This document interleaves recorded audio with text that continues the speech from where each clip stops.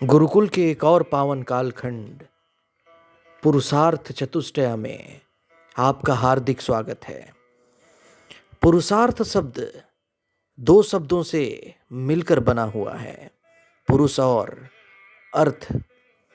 जहाँ पुरुष का अर्थ देहधारी मनुष्य से है और अर्थ का अभिप्राय साध्य, लक्ष्य या प्रायोजन से है, जिसकी प्राप्ति हेतु मनुष्य सदैव क्रियाशील होता है। धर्म, अर्थ, काम और मोक्ष ये चार पुरुषार्थ हैं जिनको पुरुषार्थ चतुर्वर्ग या पुरुषार्थ चतुष्टय कहते हैं, जो भौतिक, आध्यात्मिक, धार्मिक तीनों तत्वों के संवेषण हैं। आइए चलते हैं हम पहले पुरुषार्थ की तरफ, यानी धर्म की तरफ। धर्म यानी धारण करना, यह धृ धातु से उत्पन्न हुआ है। यह केवल मनुष्य के सम्यक व्यवहार, आदर्श, आचरण व मर्यादित कर्तव्यों से ही संबंधित नहीं है, बल्कि समाज के व्यवस्था के संचालन व नियमन से भी इसका बहुत बड़ा संबंध है। धर्मशास्त्र को 3 वर्गों में विभाजित किया गया है: सामान्य धर्म, विशिष्ट धर्म और आपद धर्म। भगवद गीता के अनुसार सामान्य धर्म 30 प्रकार के होते हैं: दया, तपस्या, सत्य, मन का संयम, अहिंसा, कष्ट सहने की क्षमता, आत्मचिंतन इत्यादि इत्यादि।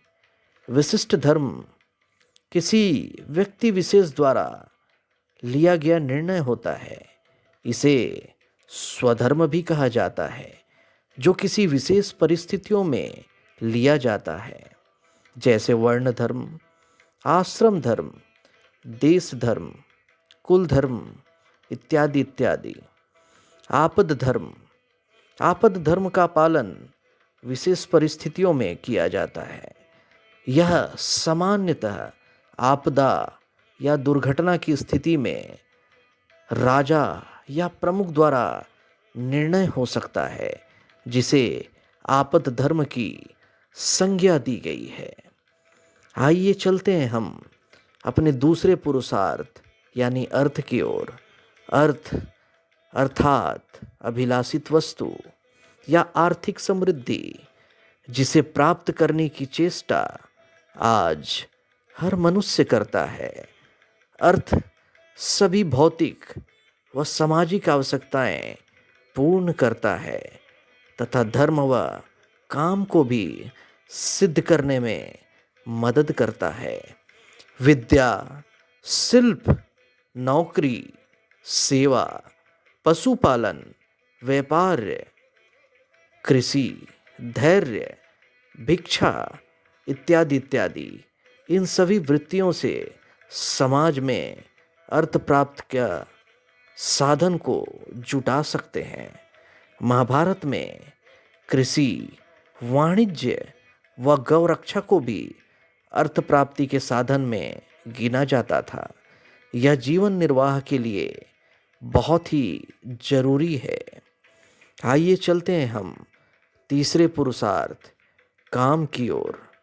काम शब्द का अर्थ ही कामना से है। इसे इच्छा, वासना या सुख के साधन जुटाने के रूप में भी आप देख सकते हैं। विषय या इंद्रियों से उत्पन्न होने वाले खुशी या आनंद को ही कामना या काम कहते हैं। महर्षि शुक्राचार्य ने इस पुरुषार्थ के विषय में कहा है, काम और क्रोध प्रबल अथवा रसपान है। इनका सेवन सावधान होकर अपितु अल्प मात्रा में ही करना चाहिए, क्योंकि इसकी अधिकता मनुष्य के लिए खतरनाक हो जाती है। लेकिन अगर आधुनिक युग की बात करें तो मनुष्य कार्य करने की चेष्टा तभी करता है जबकि उसके अंदर कामना जागती है।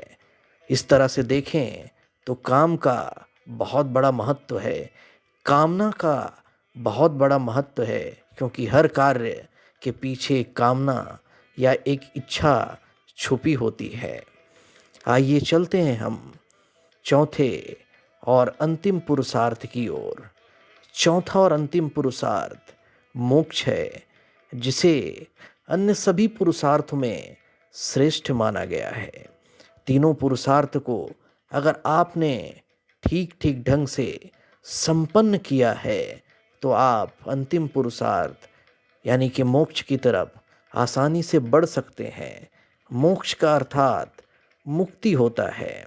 जैसे अज्ञान, कष्ट, द्वेष, क्रोध, दैविक कष्ट, सांसारिक व अधिभौतिक कष्ट, वस्तुओं से प्राप्त सुख और दुख इत्यादि से निर्वाण की प्राप्ति या मुक्ति का मार्ग ही मोक्ष कहलाता है।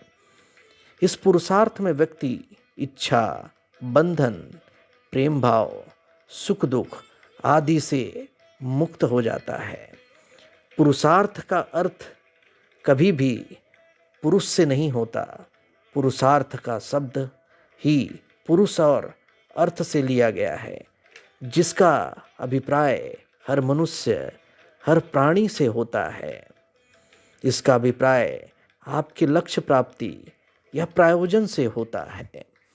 अगर इसे आश्रम व्यवस्था से तुलना करें तो बहुत कुछ आप इससे संबंधित देख सकते हैं। जैसे आश्रम व्यवस्था में पहली व्यवस्था आती है ब्रह्मचर्य, दूसरी व्यवस्था आती है आपकी गृहस्थ आश्रम आता है। मनुष्य का पहला 25 वर्ष धर्म पुरुषार्थ के लिए उपयुक्त होता है, जब वह गुरु ऋण, मातृ ऋण और पितृ ऋण को चुकाने का धर्म करता है।